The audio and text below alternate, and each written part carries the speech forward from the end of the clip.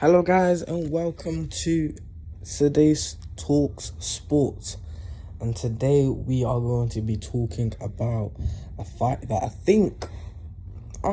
don't think we all want, but I think we'll be happy to see. Ryan Garcia versus Benn. This is the breakdown. Here we go. Right, let's start off with Ryan. Ryan Garcia was originally at 135. I would say about lightweight, we'll say. 135 lightweight. His statement win was against Luke Campbell. After that, moving up to 140, fighting Emmanuel Tago, Javier Fortuna, and Gervonta Davis. Losing to Gervonta, it was seen that maybe Ryan wasn't alright at 140. But then he fought Devin Haney again at the weight. And he missed the weight of 140, but was still able to go through that fight, weighing in at 143.2. Now, fight weight, they probably both weighed the same, but still went through the fight, looked good, way bigger compared to the Gervonta fight. Beat Haney, but then banned for a year of the use of Austrian. Now, how much of an effect does Austrian actually even have on Ryan? That's the real question. Well, Austrian actually retains muscle strength, and also Ryan claiming he never took it. He only took ashwagandha, but then went on to fight. Only took ashwagandha. We're gonna talk about his next fight after that, but let's get on to that bit. How legit was that one? Well, first of all, you can use strength all you want, but there was skill. Ryan was very skillful. He was very quick, and he was strong. But one key detail we can take from that with the whole Austrian thing is it showed that there was a very little bit of Austrian in him, and it was through his hair. Could that have been hair product that he used that could counter it? Who knows? Maybe even in camp or before camp he had took something that maybe he didn't know. One thing I've always advocated for fighters, and probably we should all say for fighters, is if you ever have an injury, make sure you tell UCAD, VADA, and I think the New York one as well, because you get into fights, it just causes problems. But anyways, we move on to that fight. He loses 1 year of his career, I guess, after that, and then he moves on to fight Rolly Romero for the WBA title at 147 and lost. This was a setback for him, but I think a lot of people thought he still had a bit left in him. Then going on to fight, being determined, and came back versus Mario Barrios for the WBC World Championship. Now everyone talks about how Ryan is a one-hit wonder and only has the left hook, the left. What does he catch everyone with? The left. What has he mastered? The left. But people forget Ryan had that right too. He had that right. And the issue with the right hand is Ryan had injuries. Came back, started using the right hand more, knocked Barrios in the first round with that right hand, proving he's not just got one, but two lethal weapons. Then went on, I think, to the rest of the rounds and beats Barrios and becomes 147 champion. Everyone goes, Garcia's back. Now, let's move on to his opponent, Benn. Son of Nigel Benn, who I would say is an average boxer.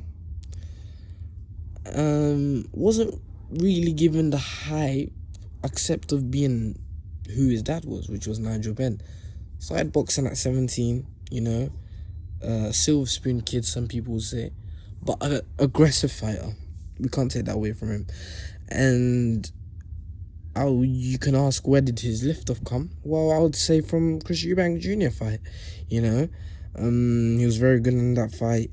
That fight was actually at middleweight, where Eubank just wasn't the same. I think a lot of people could tell Eubank wasn't good.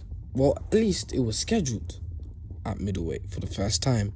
Then Conor actually got popped the first time. Now, I believe this was in 2019 or 2020. I swear to God if it was 2021 or 2022. But I believe it was scheduled between all of them 2 days, and basically what happened was he was popped as well. And then I think he got a ban from the WBC.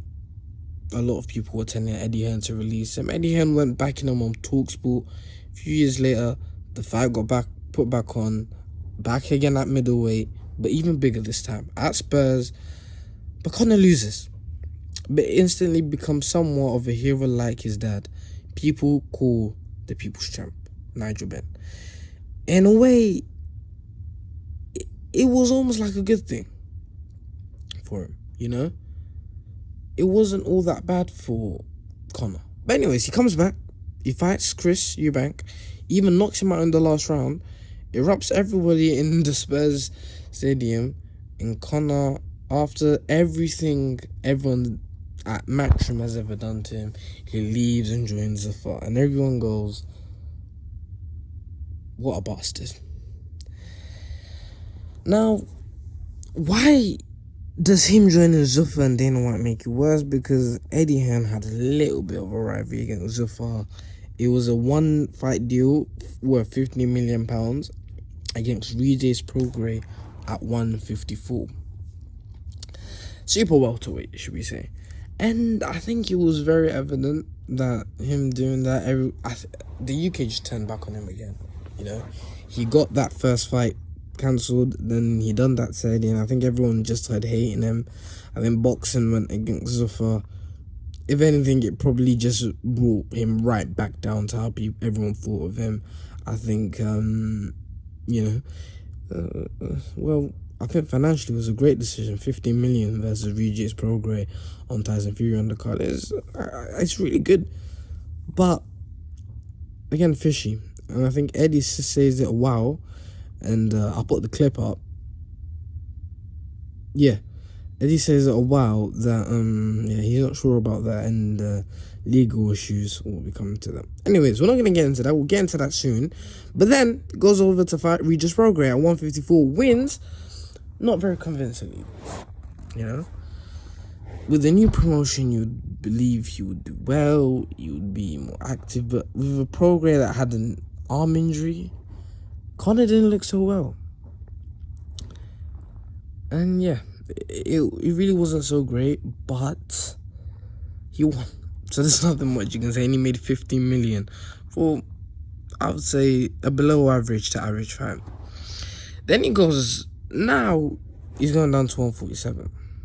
This is the breakdown. This is the reason why you lot clicked on this video. Is this a mismatch? I believe it is. And I'll tell you why. Ryan's skills, in my opinion, are way above Conor's. Way above Conor's. And I say this because Ryan's more naturally comfortable at 147. Anyways, for the mismatch reasons, I think Ryan's more comfortable at 147. And I say why. How easy is Conor gonna find it? Going from middleweight to 147 to 145, 154 to 147. That's gonna be difficult. And I think the reason why he's chosen to done this is because he wants to weight bully. He wants to be aggressive. I don't know how that works though. That's what I think they feel, but I actually don't know how that works. Actually, what I think is gonna happen is Ryan is gonna use Conor's aggressive nature to just keep knocking him down, keep jabbing him up, keep landing them right hands to his chin. I don't think this fight actually goes past 6 or 8 rounds. Ryan's speed will just be way ahead of him, and I don't know. I just feel like Ryan will really outpunch him. And no hate to Conor, I think he's a good lad, and I was really happy for him when he beat, Chris, and I thought it was better that he beat Chris than Chris beating him because, he got some years left in him. But is this the correct fight? I think this is a terrible matchup. And I think losing this fight ultimately, I don't think Ryan will ever come back to this fight because I think Ryan beats him so convincingly unless Conor's able to have a rebuild. I don't think he should be at 147. I think he should go to 154. And you would say, what would be his second fight? Well, we'll see if he actually even comes through this fight and even wants to continue career at 147 or 154. I certainly know he ain't retiring, especially after that new contract.